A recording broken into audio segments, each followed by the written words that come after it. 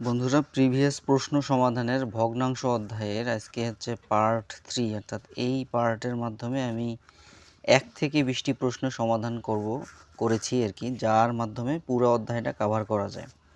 আপনারা যদি কোনো আর বই নাও দেখেন, শুধু এই 20টি প্রশ্নের সমাধান দেখলেও আপনাদের পুরো ভগ্নাংশ অধ্যায়টি ক্লিয়ার হবে বলে আমি আশা করি।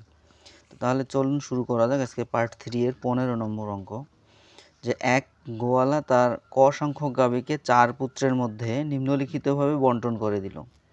প্রথম, দ্বিতীয়, তৃতীয়, চতুর্থ 4 জনকে উনি প্রথম পুত্রকে দিয়েছে হাফ অংশ, অর্থাৎ তার যত গাভী আছে তার হাফ অংশ। দ্বিতীয় পুত্রকে তার যত গাভী আছে এক চতুর্থাংশ, তৃতীয় পুত্রকে 1/5 এবং বাকি 7টি গাভী চতুর্থ পুত্রকে দিল। ওই গোয়ালার গাভীর সংখ্যা কত? এই প্রশ্নটি 14তম বিসিএসে আসছিল এবং এটি হচ্ছে আমরা বাঁশের অঙ্ক করেছি, যে মাটিতে, পানিতে বা পানির উপরে এত অংশ বা রং করা অংশ, এগুলোর মাধ্যমে আমরা এই ধরনের অঙ্ক করছি। তো সেখানে বলছিলাম যে লাল অংশ এত, কালো অংশ এত। তো তার মাধ্যমে আমরা এক্স ধরছিলাম মোট সংখ্যা, অর্থাৎ পুরা বাঁশ, অথবা এখানে আমরা গাভীর সংখ্যা ধরবো, যে ধরি গোয়ালার মোট গাভীর সংখ্যা হচ্ছে এক্স, মোট হচ্ছে এক্স। তাহলে প্রথম পুত্র, দ্বিতীয় পুত্র, তৃতীয় পুত্র এভাবে উনি কিভাবে দিবেন? প্রথম পুত্রকে দিবেন এক্স এর হাফ, এক্স এর 1/2, যেটা এর মানে গুণ, মানে x/2। একইভাবে আমরা দ্বিতীয় তৃতীয় না দেখিয়ে আমরা যোগ দিতে পারি, যে মোট গাভী হলো এই প্রথম পুত্রকে যা দিছে তার যোগফল, দ্বিতীয় পুত্রকে দিছে 1/4 মানে x/4, তৃতীয় পুত্রকে দিছে 1/5 x/5 এবং আরও চতুর্থ পুত্রকে দিছে 7টি গাভী। তো সবগুলো যোগ করলে কী হবে? মোট গাভীর সমান। তাহলে আমরা যদি এক্সের মান বের করি, এখানে x minus x/2 minus x/4 minus x/5 সমান ডান পাশের সংখ্যাটা 7। তাহলে এইটা লসাগু যদি করি, 2, 4, 5-এর লসাগু 20 হয়। কীভাবে 20 হয় আমরা পরের লসাগু গসাগু অধ্যায়ে একবারে কীভাবে লসাগু বের করা যায় সেটা শিখব। তাহলে এখানে হচ্ছে 20x মাইনাস, এখানে হচ্ছে 10x minus 5x minus 4×5 20, 4x সমান হচ্ছে 7। তারপর এখানে 20x থেকে 10 আর 5 15 আর 4 আছে 19, 19x বাদ যাবে, তাহলে 20x মাইনাস 19x। আর ওই পাশে গিয়ে গুণ হবে, নিচেরটা ভাগ থাকলে ওই পাশে গিয়ে গুণ হয়, তাহলে 20 গুণন 7। সুতরাং আমরা বলতে পারি এখানে এক্স, 20x থেকে 19x এক্স সমান 7 × 2 = 14, 14টি গাভী। মোট যেহেতু এক্স আমাদের, তাহলে এক্স হচ্ছে 140 হচ্ছে আমাদের এই প্রশ্নের উত্তর। এরপর দ্বিতীয় প্রশ্ন ছিল জনতা ব্যাংক এইউ টেলার 2015-তে এসেছিল, যে 70 সেন্টিমিটার দীর্ঘ একটি তার এমনভাবে 2 টুকরো করা হলো যেন একটি টুকরোর দৈর্ঘ্য অন্যটির 2/3 হয়। ছোট টুকরার দৈর্ঘ্য কত সেন্টিমিটার? এইখানে একটাকে যদি আমরা এক্স ধরি আর একটাকে যদি 2x/3 ধরি, তাহলে আমাদের ক্যালকুলেশনে একটু ঝামেলা হয়। তবে আমি আপনাদের পরামর্শ দিচ্ছি, এখানে 2/3 বা 2/5 এরকম যাই থাকুক না কেন, সেখানে আপনারা একটাকে 2 ভাগ ধরবেন আর একটাকে 3 ভাগ ধরবেন। এই কারণে একটাকে বলি আমরা 2x আর একটা হচ্ছে আমাদের 3x। এই দুটো টুকরা এইভাবে ধরবেন। ভগ্নাংশটিকেই ছোটোটিকে ছোট অংশ, বড়টিকে বড় অংশ হিসেবে আমরা ধরব। তাহলে এই দুটো যদি যোগ করি তাহলে হয় 5x। তাহলে 5x মানে কি? টোটাল তার, অর্থাৎ পূর্ণ তারের দৈর্ঘ্য আবার 70 সেন্টিমিটার। তাহলে আমরা বলতে পারি এই 5x সমান হচ্ছে 70। তাহলে x সমান হচ্ছে 5, 14, 70 সেন্টিমিটার। তো এখানে চেয়েছিল ছোটো টুকরার দৈর্ঘ্য কত। তো ছোটো টুকরা মানে হচ্ছে 2 অংশ, 2x। তাহলে x এর মান 14 হলে 2x হচ্ছে 14 × 2 = 28। তাহলে 28 হবে এই প্রশ্নের উত্তর। এর পরের প্রশ্নে আমরা আসি। পরের প্রশ্নটি ছিল, একটি চিত্রাঙ্কন প্রতিযোগিতায় উপস্থিত মহিলাদের 2/3 উপস্থিত পুরুষদের 1/2 মানে হাফ অংশের সমান। উপস্থিত ব্যক্তিদের কত অংশ মহিলা অথবা উপস্থিত ব্যক্তিদের কত অংশ পুরুষ, এটা যে পুরুষও চাইতে পারে মহিলাও চাইতে পারে। তো NBL এ আসছিল, মানে ন্যাশনাল ব্যাংক লিমিটেডের প্রবেশনারি অফিসার 14 সালে এসেছিল এটি। তো এই প্রশ্ন সমাধানের জন্য আমাদের মূল কথা এখানে একটি বুঝতে হবে, সেটা হচ্ছে সব এখানে উপস্থিত জনগণের কথা বলা আছে, উপস্থিত প্রতিযোগীর কথা বলা আছে, এখানে অনুপস্থিত কারো কথা বলা নাই। এবং এখানে দুইটা এন্টিটি, একটা হচ্ছে মহিলা এবং আরেকটা হচ্ছে পুরুষ। তো মহিলাকে যদি আমরা এক্স ধরি, তাহলে মহিলা, উপস্থিত মহিলা হচ্ছে এক্স, আর উপস্থিত পুরুষ হচ্ছে আমরা যদি ওয়াই ধরি, তো এখানে প্রশ্ন মতে আমরা কি লিখতে পারি, মহিলাদের 2/3, তাহলে এক্সের 2/3 মানে হচ্ছে এটা এক্স এর গুণ হয়ে 2/3 হলো, সমান, এখানে বলছে সমান কার সমান, পুরুষদের, পুরুষ হচ্ছে কারা আবার এই হাফ x/2। এটা হচ্ছে আমাদের সমীকরণ, কিন্তু আমাদের বের করতে হবে কি, এখানে উপস্থিত ব্যক্তিদের কত অংশ মহিলা।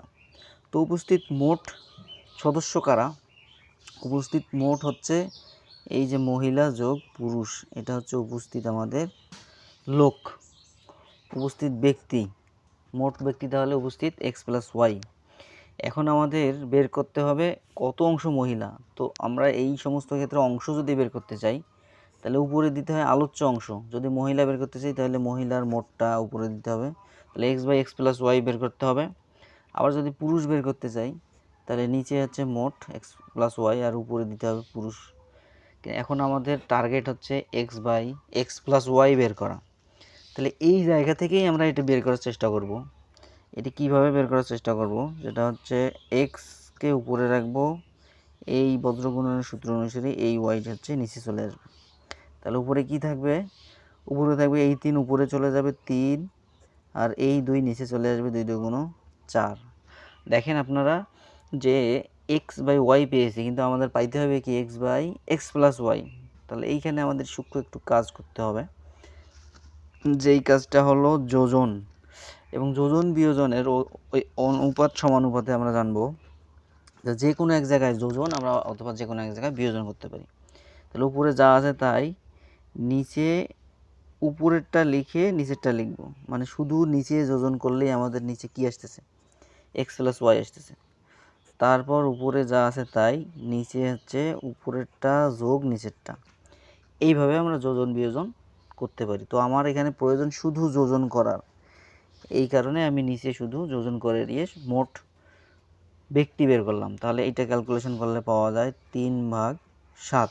তাহলে আমরা পাইলাম x/x+y, যেটা x মানে মহিলা, মহিলা হচ্ছে মোট লোকদের সাপেক্ষে বা ব্যক্তিদের সাপেক্ষে কত অংশ, তাহলে 3/7 অংশ বা 7/3 অংশ, এটি হচ্ছে এই প্রশ্নের উত্তর।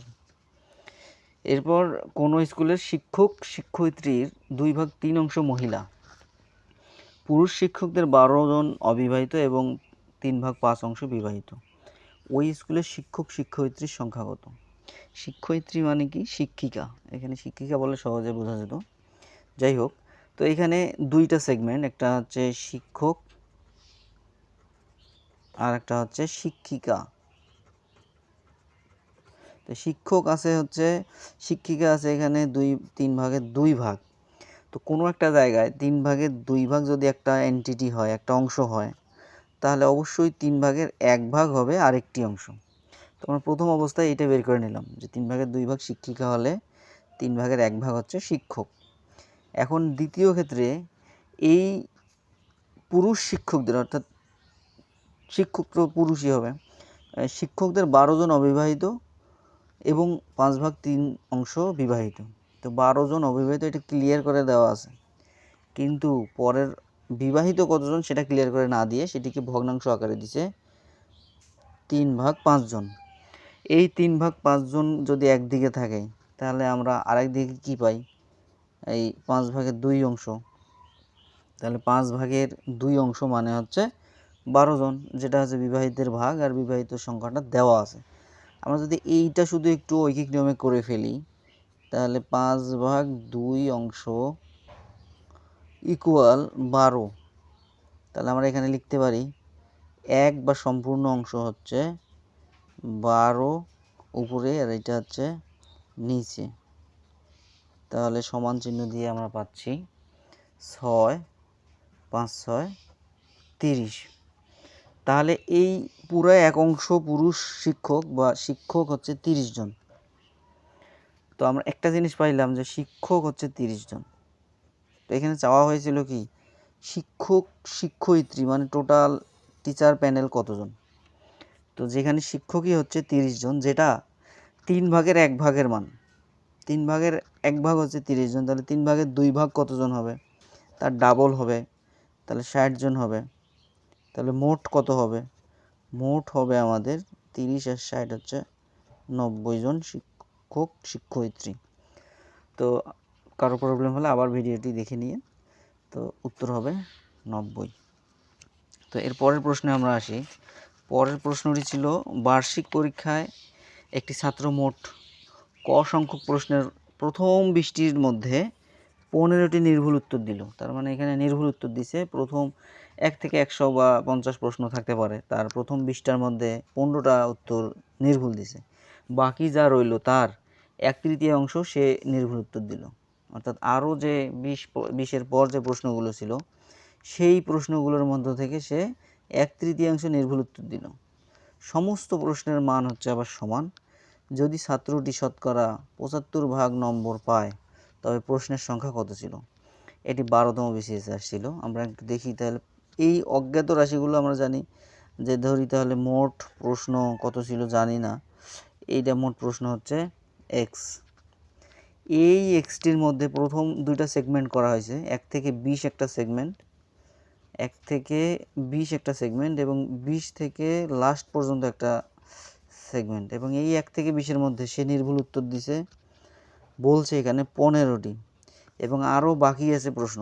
বাকি কয়টা আছে, মোট প্রশ্ন আমরা যদি এক্স ধরি, তার মধ্যে 20টা যদি আলোচনায় নিয়ে আসি, তা আলোচনার বাইরে কারা, আলোচনার বাইরে হচ্ছে এক্স মাইনাস 20টা প্রশ্ন, যার মধ্যে উত্তর দিছে 1/3। অর্থাৎ এই অংশগুলোর মধ্যে সঠিক উত্তর দিছে এত, এর 1/3, 1/3। তো তাহলে এটাও সঠিক উত্তর দেওয়া প্রশ্ন, এটাও সঠিক উত্তর দেওয়া প্রশ্ন। এই 2 সঠিক উত্তর দেখা গেছে যে মোট প্রশ্নের ছাত্রটি 75 নম্বর পায়। তার মানে মোট প্রশ্নের মধ্যে 75 নম্বর পায়। তাহলে এটাকে আমরা বলতে পারি কি এক্স এর 75 ভাগ মানে হচ্ছে 75/100। তাহলে এটাকে যদি আমরা ক্যালকুলেশন করি, তাহলে আমরা লসাগু করব। এই যে 3 আর নিচে 1, 3-এর আরেকের লসাগু 3। তাহলে 3 15 45 যোগ 3 দিয়ে 3 চলে গেলে 1, তার মানে পুরো থাকতেছে এক্স মাইনাস 20। ডান পাশে কী থাকে এটা যদি ক্যালকুলেশন করি, 3 25 75, 4 25 100, তার মানে 3x/4। এরপর যদি আমরা এটা ক্যালকুলেশন করি, এক্স প্লাস 25 ভাগ 3 সমান 3x/4। 45 থেকে 20 বাদ দিলে 25। তারপর কি করব, আমরা বজ্রগুণন করব। তাহলে 3 3-কে 9x সমান 4x যোগ 4 25-এ 100। তাহলে এখান থেকে যদি x এর মান বের করি, 9x বিয়োগ 4x সমান হচ্ছে 100। তাহলে 9 থেকে 4 বাদ দিলে 5x সমান 100। অতএব x সমান হচ্ছে 20। তাহলে x ছিল আমাদের মোট প্রশ্ন, তাহলে 20 হবে এই প্রশ্নের উত্তর। একই ধরনের আরেকটি প্রশ্ন ছিল আপনাদের 13তম বিসিএস প্রিলিমিনারিতে, যে কোনো পরীক্ষায় একজন ছাত্র ক সংখ্যক প্রশ্নের, এখানেও ক এখানেও ক, আমরা এক্স ধরছি, প্রথম 20টির মধ্যে 15টি উত্তর দেয়, বাকি যা প্রশ্ন থাকে সেগুলোর 1/3 শুদ্ধ উত্তর দিতে পারে। এভাবে যদি সে 50 ভাগ প্রশ্নের শুদ্ধ উত্তর দিয়ে থাকে তবে ওই পরীক্ষায় প্রশ্নের সংখ্যা কত। তো এটি আপনারা নিজে করবেন, হোমওয়ার্ক দিয়ে দিলাম, দিয়ে কমেন্টে এটার উত্তর জানাবেন। তো ধন্যবাদ সবাইকে আজকে এই পর্যন্ত। এবং এর মাধ্যমে আমি ভগ্নাংশ অধ্যায়ের সব প্রশ্ন নিয়ে আসার চেষ্টা করেছি, এবং 20টি প্রশ্নের মাধ্যমে আমি আশা রাখবো যে এখানে পুরো অধ্যায়টি আপনাদের শেষ হয়েছে। তো আপনারা পুরা ভগ্নাংশ অধ্যায় শিখতে চাইলে এর আগে আমি বেসিকের 3টা ক্লাস করিয়েছি এবং প্রশ্ন সমাধানের আরও 2টা ক্লাস করিয়েছি। মোট এইটা সহ 6টি ক্লাসের মাধ্যমে আমি ভগ্নাংশ অধ্যায়টি শেষ করেছি। যারা দেখেননি আগের ভিডিওগুলো দেখলে পুরো অধ্যায়টি শেষ হয়েছে বলে আশা রাখি।